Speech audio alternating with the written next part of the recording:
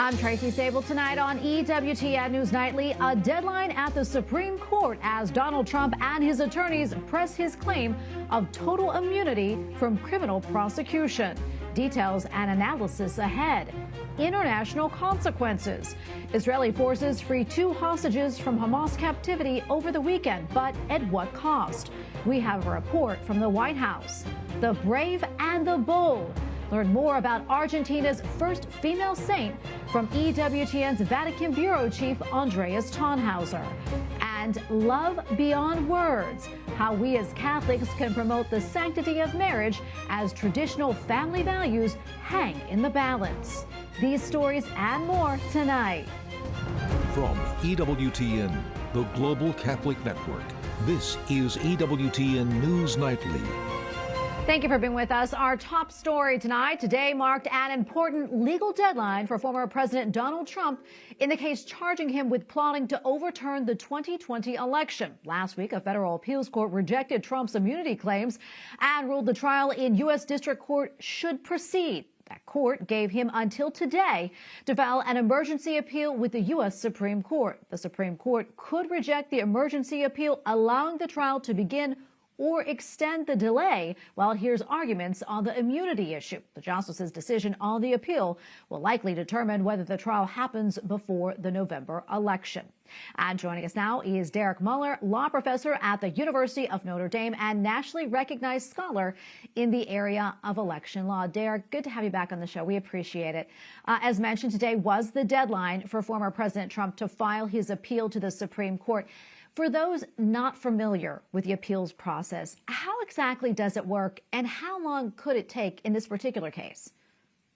Sure. So this is a little bit more of a complicated 2-step process. The first step is to ask for a stay of the mandate. That is, the D.C. Circuit had a mandate saying that the trial court can continue, the prosecution can continue.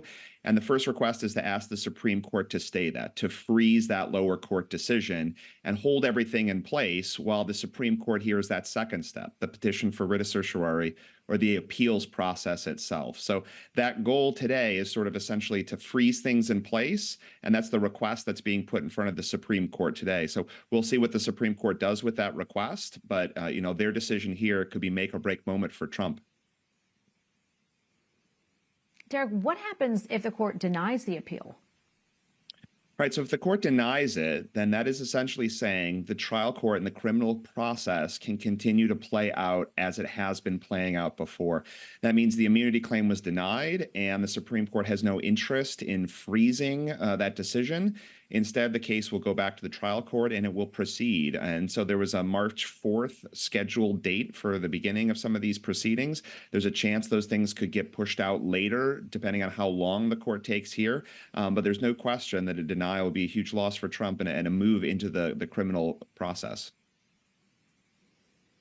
Yeah, and what about the timing of all this and the potential impact that it could have on the election? Let's talk about that. Yeah, the Supreme Court is juggling a lot of things right now. It just heard arguments last week in whether or not Trump's name can appear on the ballot in Colorado in the primary process. It's now facing this question, which is sort of a make or break moment for his criminal prosecution.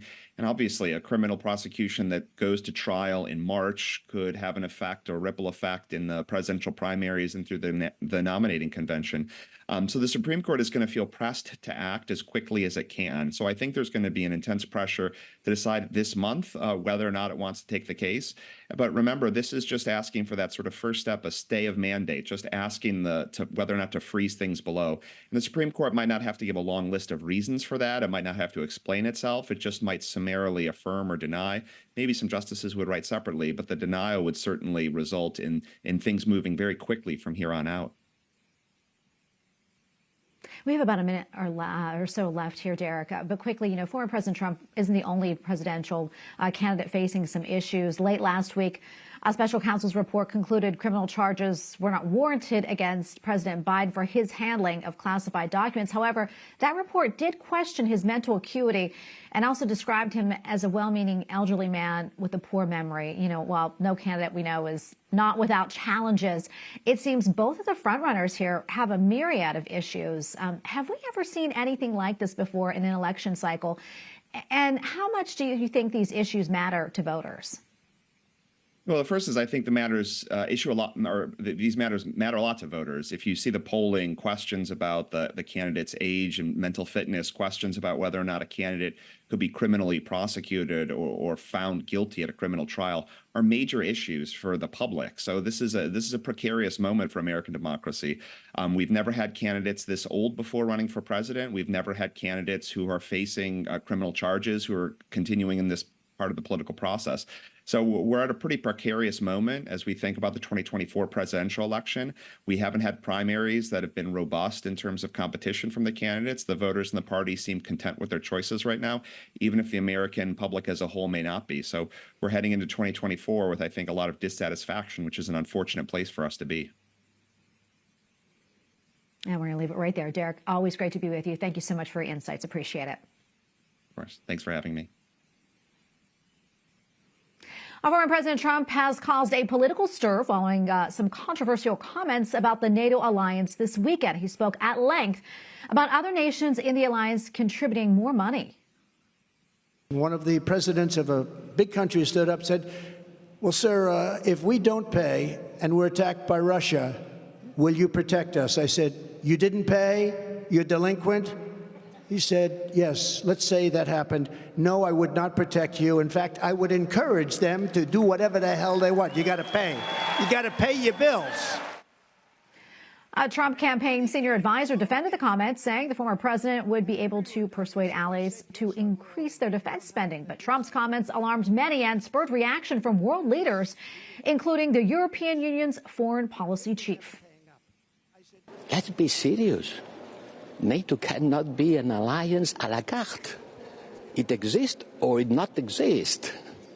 But I'm not going to spend my time comment any silly idea that comes during this electoral campaign in the U.S. Josep Borrell's comments echoed those of the Secretary General of NATO, Jens Stoltenberg, who said that Trump's comments put the safety of U.S. troops and their allies at risk. Other world leaders added that full solidarity with NATO is needed during the present conflict with Russia. President Joe Biden welcomed Jordan's King Abdullah to the White House today to discuss the war in the Middle East and the hostages still held in Gaza. This amid growing concern over Israel's proposed military operation in Rafah. White House correspondent Owen Jensen reports. The meeting between President Joe Biden and King Abdullah II comes just hours after Israeli forces rescued 2 hostages, storming a heavily guarded apartment. All this as efforts continue tonight to reach a deal to pause the fighting, get the remaining hostages out, and get more aid and supplies into the region. President Joe Biden welcomes the King and Queen of Jordan to the White House. While overseas in Gaza, a dramatic special forces raid in Rafah, Israel rescued 2 hostages, 60 and 70-year-old men, who were abducted by Hamas October 7th. The rescue team shielding the hostages with their bodies as the battle erupted. A wave of heavy airstrikes launched to cover the rescuers reportedly killed dozens of Palestinians, including women and children. The strikes also flattening several residential blocks. In the White House press briefing room, and so while we're very glad that 2 hostages are now back with their families where they belong, we certainly mourn any loss of innocent life as a result of those operations. Israel has described Rafah as the last remaining Hamas stronghold in the territory and signaled that it may soon target the town, where 1.4 million Palestinians have fled fighting elsewhere to seek safety. There are legitimate military targets that the Israelis are going to want to go after in Rafah. Again, we just urge them, as we have, to be careful. Meanwhile, this morning, President Biden also spoke to the National Association of Counties Legislative Conference in Washington, D.C., at one point referencing his own memory after recently being accused of memory lapses. I know I don't look like it, but I've been around a while. I do remember that. Now back to that raid that saved 2 hostages. Israel says it was based on precise intelligence and planned for some time. Now tonight, still about 100 hostages remain in Hamas captivity. They are believed to be spread out and hidden in tunnels.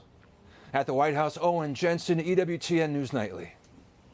Defense Secretary Lloyd Austin has been hospitalized at Walter Reed Medical Center once again. The Pentagon says the defense secretary was brought to the hospital to address a bladder issue as he continues to recover from prostate cancer. As of Sunday evening, he transferred the duties of his office to his deputy.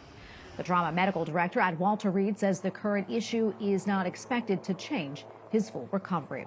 Well, there is ample evidence that Iran was behind the Hamas attacks on Israel in October. Since then, Iranian-backed militants have attacked American troops and interests more than 165 times, leaving many to wonder, should the U.S. strike Iran directly? Capitol Hill correspondent Eric Rosales has been gauging the mood among lawmakers and joins us now with the latest. Good evening. The United States has been hitting Iranian proxies, Houthis, Hezbollah, Hamas, and other groups in Yemen and Syria, but not Iran directly. Lawmakers on both sides of the aisle tell me that the key is to stop the funding of these groups by imposing heavy sanctions directly on Iran. They got the money because sanctions were lifted. And so we've got to, at a minimum, we have to go after that. There's no doubt about it. But the Biden administration won't do it because they're so desperate for a nuclear deal with Iran and reviving the Obama deal. I think as many sanctions as we can put on them, we probably ought to pursue at this point in time, again, because their malevolent support of proxies to spread their terror and hate needs to be unacceptable. Others tell me more direct action is necessary. It is now time to pay the Ayatollah back, blow up his oil infrastructure, start hitting his military infrastructure inside of Iran. He will stop. If you want a war with us, bring it on. Lawmakers say Iran must be put into check, especially after a hacker group broke into the Iranian Revolutionary Guard Corps email servers earlier this month and grabbed data showing the sale of millions of dollars worth of Iranian drones to Russia. Drones that Russia is using against Ukrainian forces. But Senate Intelligence Committee Chair Mark Warner doesn't think striking Iran directly is a good strategy. Even President Trump, who never had a good word to say about Iran, after they took down assets under his term, he didn't strike back against Iran inside of Iran. He took out General Soleimani in Baghdad. Senate Minority Whip John Thune tells me the Biden administration must step up its response. The administration's got to take action. You cannot abide and tolerate this kind of provocative, these kind of provocative acts against your soldiers and people who are in harm's way in that region and not respond and not retaliate. The White House says the U.S. will continue to hit back against Iranian proxy groups in the future. Meanwhile, the Senate is inching closer to a final vote on the $95 billion aid package to Israel, Ukraine, and Taiwan. A final vote on the foreign aid bill is expected on Wednesday. At the Capitol, Eric Rosales, EWTN News Nightly. A gunfire inside of a Houston, Texas megachurch has resulted in the death of the woman who opened fire with an AR-15. Police have identified the shooter as a 36-year-old woman who had entered the well-known Lakewood Church of televangelist and pastor Joel Osteen. Investigators say officers on the scene shot and killed her after she pointed the weapon at them. 2 people were shot in the incident, including her 7-year-old son, who remains in critical condition, and a man who was shot in the leg. You said it, Chief. It could have been a lot worse. Of course, we're devastated. I mean, we've been here 65 years and have somebody shooting in your church. But, we don't understand why all these things happen, but we know God's in control. Houston officials have not shared details about a possible motive in the shooting. The attack began while the church was at a point of transition, preparing for that day's Spanish service. Announcements were interrupted by gunfire and screaming. We have a lot more still to come here on EWTN News Nightly, including this new book reveals how you can strengthen your marriage and save the world while you're at it. We speak with its author, Professor Brad Wilcox, and a new chapel opens in Middle America to house a first-class relic of one of our most popular saints.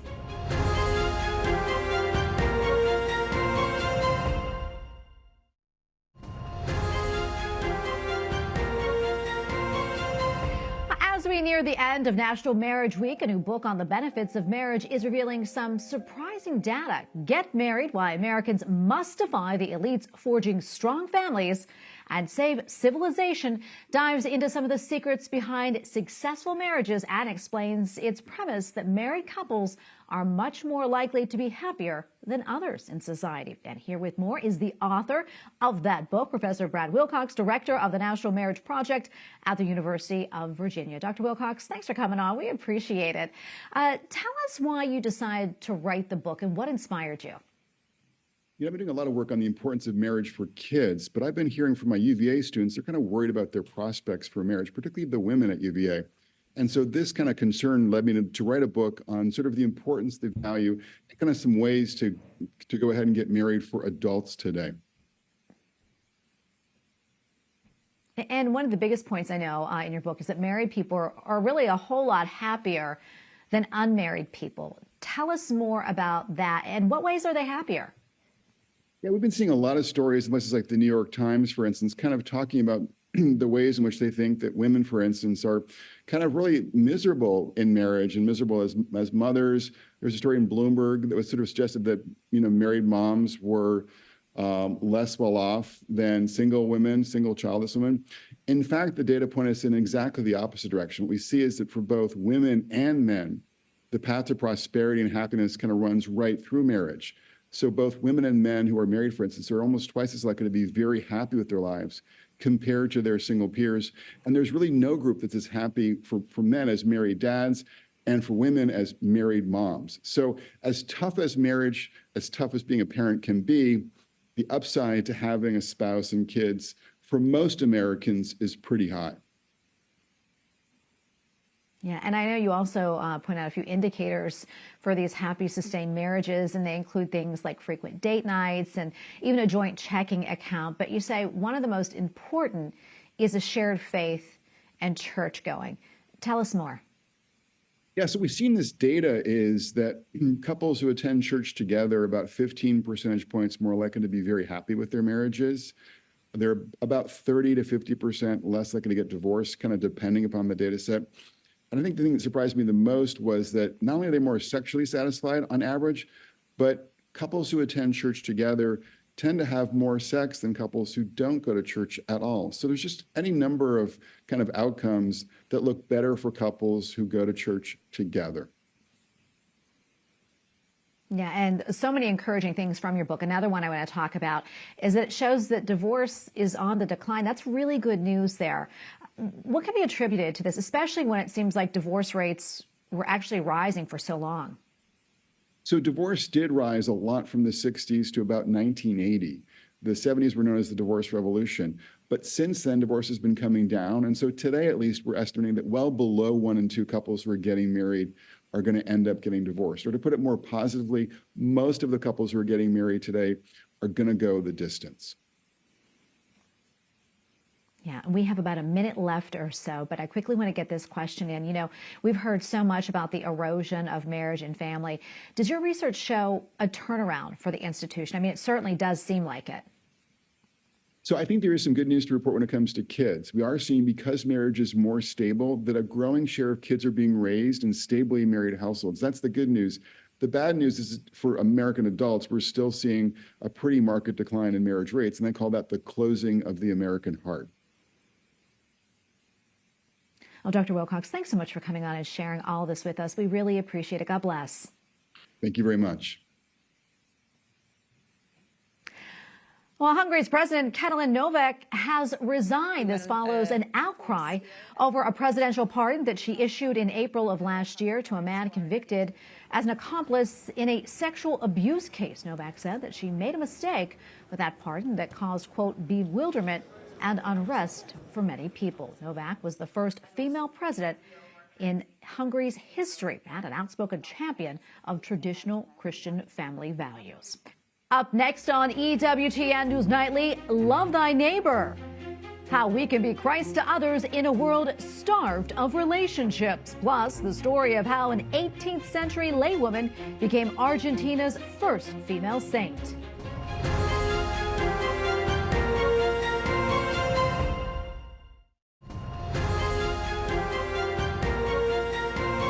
An organization dedicated to Padre Pio has opened a chapel in rural Kansas. The chapel will permanently hold a first-class relic of the saint. The relic is a piece of bandage from Padre Pio's side. The chapel inside St. John the Baptist Church of Beloit, Kansas, opened this weekend with a mass. The St. Pio Foundation plans to inaugurate 5 chapels dedicated to the saint across the United States, each with a first-class relic. Pope Francis invites the faithful to reach out to the suffering, reminding them that Jesus set the example to help those who suffer with few words and concrete actions. Io so mettermi in ascolto delle persone. At the Sunday address marking the World Day of the Sick, the Holy Father underlined how love needs concreteness, presence, encounter, time, and space, offered graciously. Pope Francis also explained why that presence is even more important today in a world where quickly changing virtual relationships seem to be increasingly prevalent. Mama Antula has become Argentina's first female saint. Pope Francis canonized her Sunday morning at the Vatican. The event attracted dignitaries, including the President of Argentina. EWTN Vatican Bureau Chief Andreas Tannhauser shows us the celebration. Good evening, Tracy. So it was a big day for Argentina. Yesterday, on Sunday, the February 11th, Pope Francis canonized the first female saint from his home country. Many Argentinians came to Rome to celebrate together with their bishops and Pope Francis. And among them was also the recently elected president of Argentina, Javier Milei. This was a much anticipated meeting by political observers, not least because of the insults Milei had heaped on the Holy Father during his election campaign. He especially criticized the Pope for his stance on social justice matters. None of that was a topic in a run-up or during the canonization, of course. Milei hugged Pope Francis twice and called him the greatest Argentinian in history. Today, during his official visit to the Holy See, Milei brought a special brand of lemon biscuits, something Pope Francis is known to enjoy. The president had already extended an official invite to the Holy Father to come visit his home country. While no official dates were confirmed, Pope Francis has already signaled that he desires to visit Argentina. During the canonization Mass, Pope Francis stressed the importance of Saint Maria Antonia de San Jose for Argentina and for the Church. Mama Antula, as she's lovingly referred to in his home country, was a wayfarer of the Spirit, the Holy Father said. He praised her as a model of apostolic fervor and boldness, and her story truly testifies to this. Born into a wealthy family in Silipica in 1730, she wanted to serve God from an early age and started ministering to the poor. When the Spanish King Charles III expelled the Jesuits from his empire, including today's territories of Argentina, she promoted Ignatian spirituality, holding retreats and traveling hundreds of miles by foot. After her passing in 1799, her tomb in the Church of the Pietà in Buenos Aires became a popular pilgrimage destination.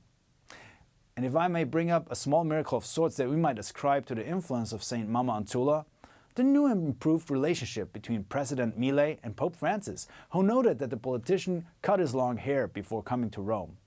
After the canonization, they met in St. Peter's Basilica briefly, and Milei asked if he could hug and kiss the Pope. The Holy Father seemed not to care about Milei's prior insults and welcomed him with the words, "Son, yes, son." In Rome, Andreas Tannhauser, EWTN News Nightly. Finally tonight, back here in the United States, the Kansas City Chiefs won their 3rd Super Bowl in 5 years. Last night's big game saw the Chiefs win it in overtime after scoring on a game-tying field goal with just 3 seconds left in regulation. This comes amid the friendly bet covered on EWTN News in Depth last week between the Bishop of Kansas City St. Joseph, James Johnston, and Archbishop Salvador Cordileone of San Francisco. Bishop Johnston appears to have won that wager. Both church leaders agreed to support the Pregnancy Care Center of the winner's choice. Archbishop Cordileone also promised a case of the famed San Francisco treat, rice-a-roni. It's so good. And we thank you for watching tonight. Remember, you can follow us on social media, Facebook, X, and Instagram at EWTN News Nightly. I'm Tracy Sabol. Good night, and God bless.